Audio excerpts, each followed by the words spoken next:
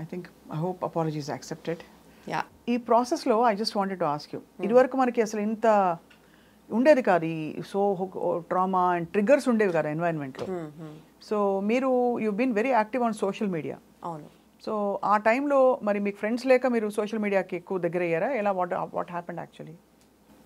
Friends ఉన్నా ఎవరు మాటలు వినకుండా నాది నేనే కరెక్ట్, నాకు మించి నా డెసిషన్ మించి ఇంకేం లేదు అనే ఫేజ్కి వెళ్ళిపోవడం జరిగింది. And from very initial days నాకు సోషల్ మీడియా కూడా కొంచెం I was not interested to be active and all, but how important it is అని తర్వాత తెలిసింది కాబట్టి I was pretty active. So I use to be very అంటే approach అయిన ప్రతి వాళ్ళకి ఆల్మోస్ట్ నేను అందరికీ రిప్లై చేసేదాన్ని. అంత I used to think that because of the audience is where we actors are able to be what we are.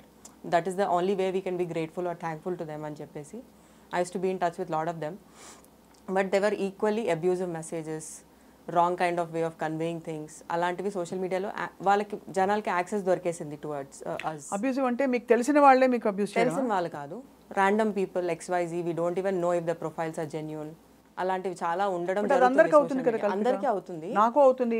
ఇక్కడ మా anybody in the public space can get abused. But what I did is it affected me that time. It affected me more. I used to literally take screenshots, tag those people and say this is how where the mindsets are going and see how it is happening అని చెప్పేసి like రాత్రంతా కూర్చొని నేను only social media. I used to just have some 8 to 10 cups of coffee in a day, just be on social media, just to keep tagging people, just keep making people aware, see how people have become. That's because I was going negative first thing. నేను ఒక negative జోన్లో ఉన్నాను. I was putting all my expressions and feelings out, and దానికి వాళ్ళు react చేయడం జరుగుతుంది, plus వాళ్ళ abusive ఇంకా అవ్వడం జరుగుతుంది.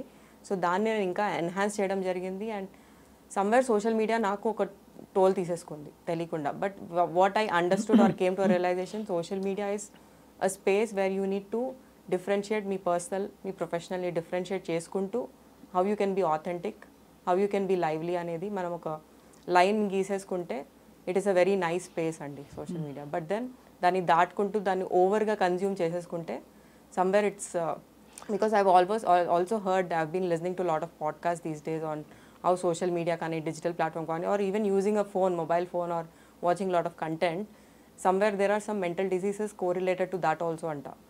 So we might see a future where we might fall in that phrase of social media valla vache mental illness. Yeah, especially before sleeping people have this habit to scroll a lot of reels, unnecessary ga time waste undachu, emana undachu, adi help kaakapoyina you just keep scrolling and all that. So many podcasts have been Beer Biceps అని చెప్పి ఒక very famous podcast ఉంది. దాంట్లో నేను కొన్ని ఇది చూడడం జరిగింది. They have told that social media is going to become the next mental disease కి ఒక platform. So what is your అంటే ఇప్పుడు మీరు సోషల్ మీడియాలో ఉంటారా అవసరమైనంత ఉంటారా? అంటే I went till a stage where I lost my Instagram profile also, which I created organically. ఒక 400k followers వచ్చిన. లాస్ట్ అంటే వాళ్ళు తీసారా? తీయడం ఎందుకు జరిగిందంటే everyone started reporting on my profile. So many reports, it takes it down, so it was taken down. So very recently I started one more profile and I'm hardly active, but I'm there. So చాలా చాలా journey అయిపోయింది మీకు తెలియకుండానే. కానీ ఇక్కడ notice చేయవలసింది ఏంటంటే కల్పిక, ఇవన్నీ చిన్నగా అవుతాయి. అంటే ఒక ఇంచు మూవ్ అవుతూ సడన్గా చూస్తే మనం క్రాస్ చేసేసి ఎక్కడో ఉన్నాం లైన్, మన బౌండరీస్ మన న్యాచురల్ ఫ్రేమ్వర్క్ని క్రాస్ చేసేసి. బట్ బిగ్ రెవల్యూషన్ మీరు అంటే మీకు బైపోలార్ ఉందని మీరు తెలుసుకోవడం చాలా పెద్ద ఒక సెల్ఫ్ రియలైజేషన్. అండ్ ఇప్పుడు మీకు ఆల్రెడీ మనకి తెలిస్తే ఇంకా మందు వేయడమే. మందు అంటే కేవలం తీసుకునే మందులు కాదు, దానికి కావాల్సిన అన్ని మీ పరిసరాలను ఏర్పాటు చేసుకోవడం, కామ్లో. అంతకంటే లైఫ్ కంటే ఏం ఇంపార్టెంట్, యాక్టింగ్, ఇంకా ఐటీ ప్రొఫెషన్, మోడలింగ్, ఇవన్నీ పార్ట్స్ ఆఫ్ లైఫ్. అంతే. నాకు చిరంజీవి గారి డైలాగ్ గుర్తొస్తుంది, ప్రేమ అంటే లైఫ్లో ఒక పార్ట్ మాత్రమే, డెఫినెట్లీ ప్రేమే లైఫ్ కాదు అంటారు కదా.